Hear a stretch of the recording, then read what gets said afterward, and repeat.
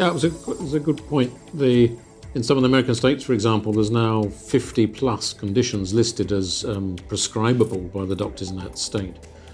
I think we should guard against trying to portray cannabis as a cure-all, the latest 21st century snake oil. It's really good for a lot of different conditions, but it's not a wonder drug for every condition by any means. There's things now that are absolute, incontrovertible evidence, and even the chief medical officer said it's conclusive or substantial evidence for things we don't have to bother about. They're there, they're done.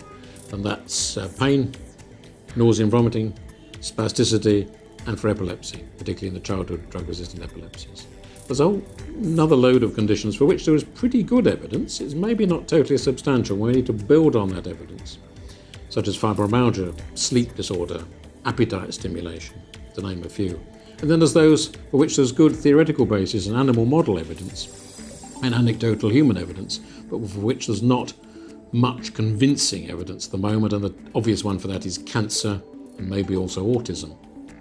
So my view is that we should, as soon as we can, allow people to prescribe a drug that's been used for millennia, not centuries, millennia.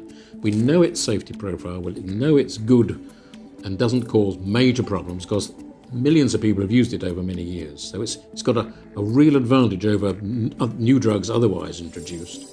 We should introduce it with some caveats and with some regulations around it, sure, not a free-for-all, but then put into the studies, allow prescription, let's take fibromyalgia. Allow it for prescription for fibromyalgia, but then put people with fibromyalgia into a clinical study so we can learn more about its efficacy, what it's good for, what its dosage is right, whether it helps, what particular aspects it helps, and such like.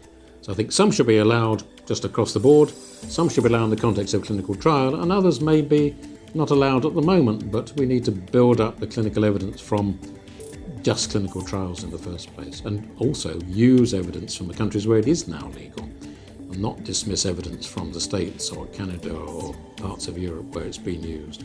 And slowly but surely over the next few years we'll build up that evidence base, and it can be used for so many different things.